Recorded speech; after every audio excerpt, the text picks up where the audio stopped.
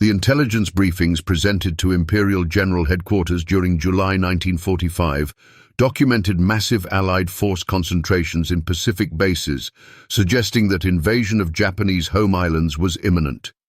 General Yoshijiro Umezu, serving as Chief of Army General Staff, reviewed reconnaissance reports showing unprecedented numbers of transport vessels, landing craft, and support ships assembling at Okinawa, Philippines, and other forward bases. The photographic evidence, combined with signals intelligence, indicated that American forces were preparing amphibious operations on scale exceeding any previous Pacific campaign. Admiral Soemu Toyoda, as Chief of Naval General Staff, received naval intelligence confirming that American carrier task forces numbering dozens of ships were operating near Japanese waters, conducting airstrikes that destroyed remaining Japanese aircraft and devastated coastal installations. The operational planning that Japanese military had conducted under designation Ketsugo Operation anticipated that American invasion would target Kyushu southern island during autumn 1945, followed by assault on Kanto Plain near Tokyo during spring 1946.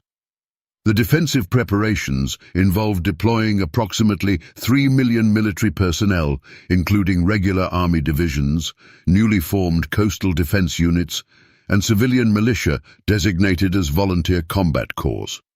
The fortifications constructed along likely invasion beaches included concrete bunkers, anti-tank obstacles, minefields, and underground positions designed to withstand preliminary naval bombardment. General Korochika Anami, commanding ground forces, directed positioning of divisions at sectors identified through intelligence and terrain analysis as probable American landing sites. The strategic concept that Japanese High Command had developed emphasized defending at beach, preventing establishment of beachheads rather than conducting defense in depth, allowing enemy penetration before counterattacking. The tactical doctrine required forward deployment of forces near coastline, enabling immediate engagement of landing forces during most vulnerable phase when troops were disembarking from landing craft. The kamikaze operations, involving approximately 10,000 aircraft, were designated for attacking invasion fleet during approach and amphibious assault phases.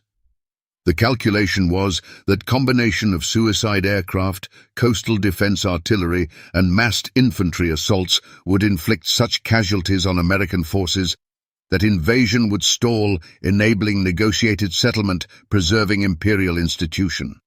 Prime Minister Kantaro Suzuki presided over Supreme War Council meetings during July, attempting to balance military commanders, insisting on continued resistance with civilian officials, recognizing that prolonging war guaranteed additional destruction from atomic weapons and conventional bombing.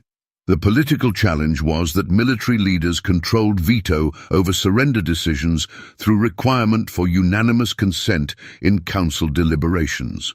General Anami and Admiral Toyoda maintained position that accepting Allied terms without guarantees preserving Emperor's status constituted unacceptable dishonor, requiring continued resistance regardless of costs. Foreign Minister Shigenori Togo advocated accepting Potsdam Declaration, arguing that diplomatic initiatives had failed and that military situation was hopeless. The atomic bombing of Hiroshima on August 6th reached Tokyo through fragmentary reports documenting unprecedented destruction from single bomb. The initial intelligence was incomplete because communications with Hiroshima had been severed, but reconnaissance flights confirmed that entire city had been devastated with casualties exceeding 100,000. General Umezu and Admiral Toyoda received scientific briefings explaining that atomic weapon represented technological breakthrough enabling destruction of cities without conventional bombing raids or invasion. The strategic implication was that United States possessed means for systematically destroying Japanese urban centers, eliminating need for costly amphibious assaults that defensive preparations were designed to defeat. The Soviet declaration of war on August 8th and invasion of Manchuria represented simultaneous strategic catastrophe, eliminating hope for Soviet mediation while creating two-front war. The news reached Imperial General Headquarters during evening of August 8th, confirming that diplomatic approaches through Moscow had failed completely. Marshal Alexander Vasilevsky commanded Soviet offensive, employing over 1 million soldiers with overwhelming tank and artillery superiority against Kwantung army that had been weakened by transfers to Pacific defenses. General Yamada Otozo, commanding Kwantung army, reported that Soviet advances were overwhelming Japanese positions and that defensive lines were collapsing under mechanized assault. The Supreme War Council meeting during night of August 9th through morning of August 10th revealed fundamental deadlock between military commanders advocating continued resistance and civilian officials supporting acceptance of Potsdam Declaration. General Anami argued that defending home islands would inflict casualties exceeding American tolerance, creating opportunity for negotiated settlement, preserving national structure. The counter-argument presented by Prime Minister Suzuki emphasized that atomic weapons and Soviet invasion had created a situation where continued resistance guaranteed national extinction without achieving objectives that military leaders claimed justified costs. The institutional paralysis, where 3 military leaders could prevent surrender despite strategic situation requiring capitulation, necessitated imperial intervention. Admiral Toyoda's assessment presented during August 9th Council meeting emphasized that combined fleet lacked capability for contesting American naval operations, but that kamikaze operations could inflict damage on invasion fleet. The naval perspective acknowledged that surface fleet was effectively eliminated and that defensive operations depended on suicide attacks by remaining aircraft and small craft. The recognition that naval warfare had devolved to asymmetric tactics reflected broader reality that Japanese military capabilities had been reduced to strategies emphasizing sacrifice rather than sustainable combat operations. The professional military judgment that defensive preparations couldn't prevent invasion success was subordinated to political and cultural imperatives requiring demonstration of continued resistance. General Anami's position during council deliberations reflected tension between professional recognition that military situation was hopeless and ideological commitment to fighting until death. The arguments that Anami presented emphasized honor, duty to emperor, and obligation to soldiers who had died during war, creating moral framework where surrender represented betrayal regardless of practical circumstances. The emotional appeals to cultural values resonated with military colleagues, while civilian officials countered that preservation of Japanese people required accepting defeat. The debate illustrated fundamental disconnect between military culture, valorizing death over surrender, and pragmatic calculation that national survival required capitulation. The personal crisis that confronted military commanders during August 9th through 15th involved reconciling professional obligations with recognition that Emperor had decided surrender was necessary. The tradition of absolute obedience to imperial will conflicted with deeply held beliefs that fighting to death represented proper response to defeat. General Anami's suicide on August 15th following Emperor's surrender announcement demonstrated resolution of internal conflict through maintaining personal honor while accepting that collective decision required ending resistance. The pattern of senior officer suicides reflected inability to reconcile military identity with capitulation, creating tragic outcomes for leaders who couldn't adapt to circumstances requiring surrender. Emperor Hirohito's intervention during early morning hours of August 10th broke deadlock by stating that continuing war would result in national extinction and that accepting Potsdam Declaration represented only means of preserving Japanese people. The imperial decision represented unprecedented departure from constitutional practice where emperor ratified consensus rather than imposing resolution. The sacred voice declaring necessity of surrender provided political cover for officials supporting capitulation while obligating military officers to accept judgment, even when opposing conclusion.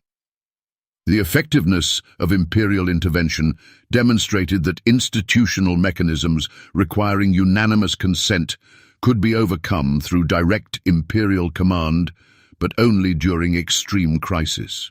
The period between August 10th acceptance with condition preserving imperial prerogatives and August 15th public announcement involved attempts by military factions to prevent surrender through coup d'état. Major Kenji Hatanaka and collaborators attempted seizing Imperial Palace, preventing broadcast of Emperor's surrender announcement, believing that senior commanders would support continued resistance. General Shizuichi Tanaka, commanding Eastern District Army, suppressed uprising, ensuring that recording could be broadcast. The failed coup demonstrated significant military opposition to surrender existed, but that senior leadership was unwilling to support rebellion against imperial decision. The broadcast of Emperor's surrender announcement on August 15th reached military forces deployed for defending against Operation Downfall, creating profound shock as personnel recognized that preparations for decisive battle would not be tested. The units positioned along Kyushu beaches had trained for engaging invasion forces and had accepted that defending homeland would involve sacrificing lives. The announcement that resistance was ending without invasion having occurred created confusion and anger among soldiers who had prepared psychologically for final battle. The reactions ranged from relief that destructive war was concluding to rage that Japan was surrendering without fighting to end.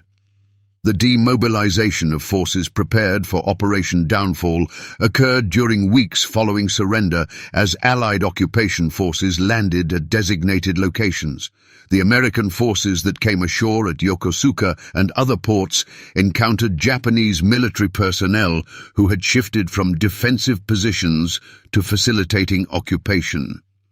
The contrast between anticipated combat and actual peaceful occupation illustrated how completely circumstances had changed through Emperor's decision.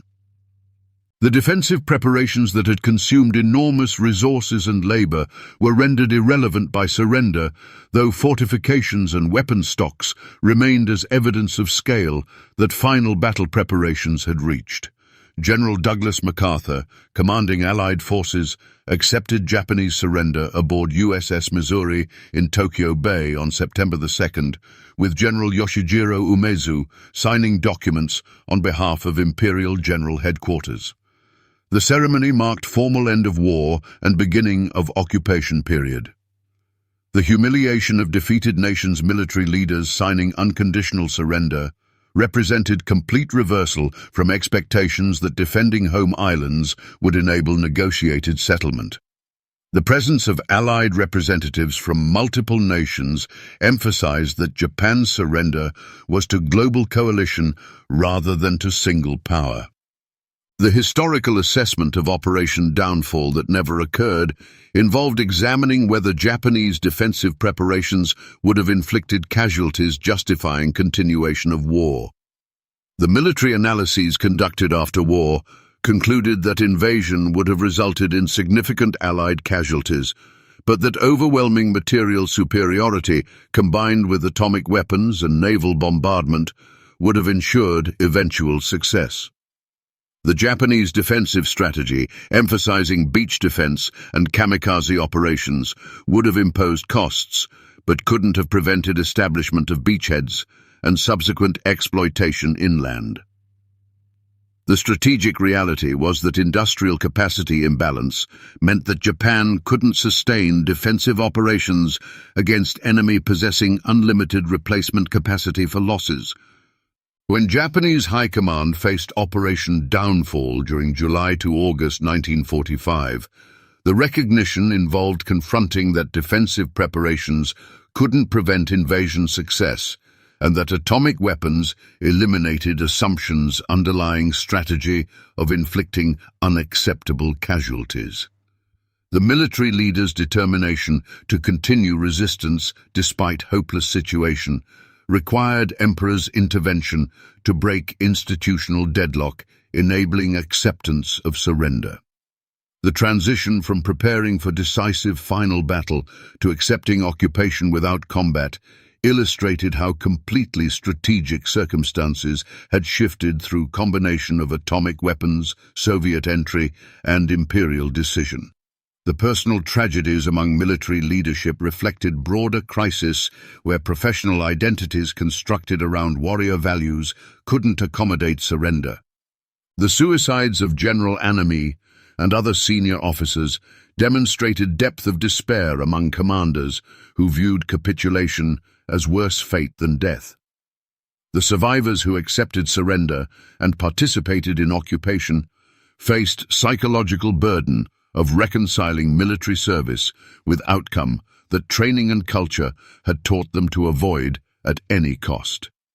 The institutional transformation required for adapting to defeat and occupation represented fundamental challenge for military establishment that had been preparing for glorious final battle. The Operation Downfall preparations represented final expression of military culture, prioritizing honor over survival. But Emperor's surrender announcement prevented implementation of defensive plans that would have resulted in catastrophic casualties without affecting outcome of war that industrial realities had determined months earlier.